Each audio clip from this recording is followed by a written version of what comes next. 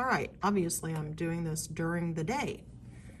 So we have our choices for replacing met. Met can mean happen on, connect, join, perform, carry out, come together, convene. We can choose. If you don't have a choice, they're all here anyway. And then they also give you the antonyms. You can use it in a sentence. It's got all kinds of good stuff, assembled, gathered. So you've got several down here as well. So let's look at this. Come together or convene is kind of what we're doing. Get together, assemble, congregate, converge, gather, join.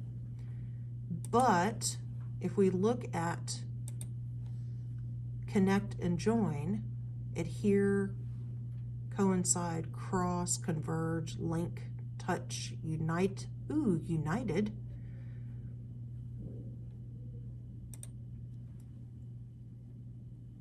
Let's see, open, show, converge, congregate, collect, assembled, rallied,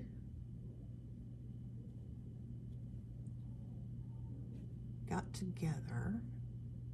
Got together is actually not bad. If you get together with somebody, you're congregating, you're converging, you're joining, you're uniting. Unite would be okay, except I don't think that it gives really the right tone. You're not collecting. Assembled, but that would kind of mean more than two.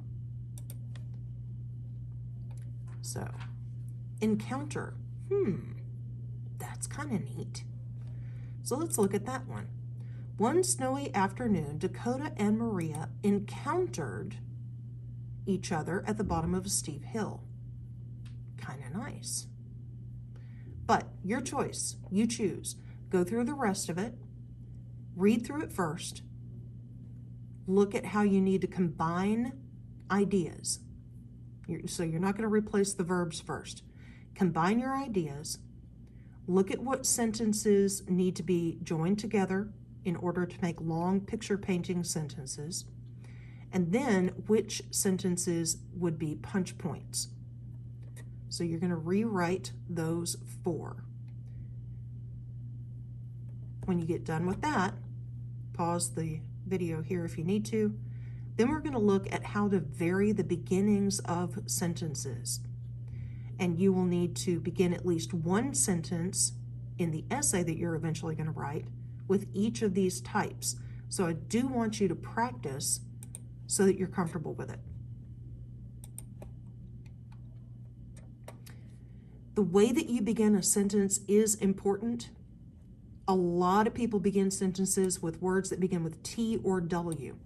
Thee, that, then, they, though, when, what, while, who.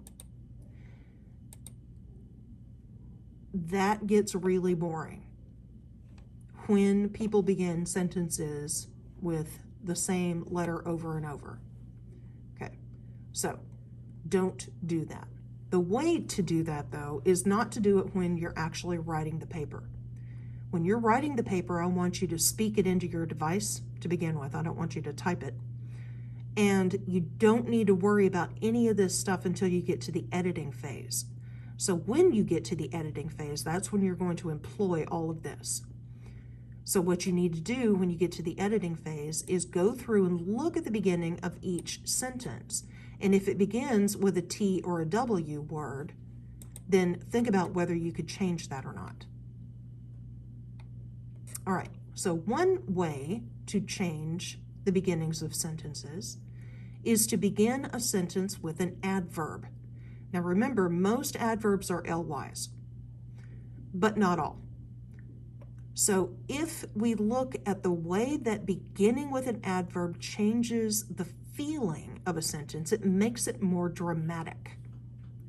So, he laboriously dragged the large crate up the stairs. Or, and we need to follow it with a comma because it's separated, laboriously, he dragged the large crate up the stairs. Da da da. It kind of makes it more dramatic. The contents of the beaker suddenly began to foam. The problem is that we've got the suddenly way back over here. So we don't know that there's something dramatic going to happen until we get to the middle or end of the sentence. If we put the adverb at the beginning, though, we know that something dramatic is going to happen. Suddenly, the contents of the beaker began to foam. It changes the feeling of the sentence. Commas need to follow your adverb. Now, I want you to find a sentence and rewrite it to make it more dramatic, beginning it with an adverb. Pause here to do that. Next is beginning a sentence with a prepositional phrase. Now, we've talked about prepositional phrases repetitively, but let's look at how to do this. So, Charles left the room. Remember that in order to have a complete sentence, you have to have a subject and you have to have a verb, but then you also have to have a complete thought. So your prepositional phrase is never going to be part of what I call the lowest common denominator for the complete sentence. Charles left the room. That is, Charles left, but we don't know where or why. So we have to have a direct object. Remember, objects are always nouns. So the direct object is the noun room. So Charles left the room. Complete thought, subject, verb, complete thought. So anything that is in addition to that is fair game to be a prepositional phrase. We know that prepositional phrases are anywhere a mouse can go, so without, within, above, beyond, all of those. So without a word. Now, if we put the prepositional phrase at the beginning, we add drama. Without a word, Charles left the room. Notice that there is a comma following your prepositional phrase at the beginning because it's offset. It's not going to be after the complete thought. It's before the complete thought. So, without a word, comma, Charles left the room. Much more dramatic. Now, in this case, it actually changes what we know will happen. A fat yellow cat lay sleeping on the narrow sill.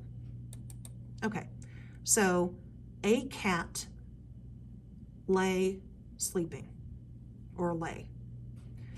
But then we add fat and yellow, so we have some adjectives there that are giving us more information about the cat.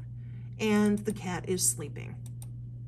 Then we have a prepositional phrase, on, of course we know, above, aboard, beyond, on the narrow sill. Now a sill is a windowsill. So narrow is something that we might not notice when it's at the end of a sentence. However, if we move it to the beginning and we make it more dramatic, it also draws more attention to the word narrow. On the narrow sill, a fat yellow cat lay sleeping. It shifts the emphasis and we notice narrow, then it's right up against fat, and the last thing is, oh, the cat is asleep. So what is the likelihood that the next sentence is going to be discussing the cat falling off of the windowsill? It changes the way that we read the exact same words. So, common prepositions, you can use any of these. I want you to write 2 sentences this time, and I want each of them to begin with a prepositional phrase. So, start with some of these. If you have another one that you want to use, that's fine, but here are some for you to choose from. Write 2 sentences using those.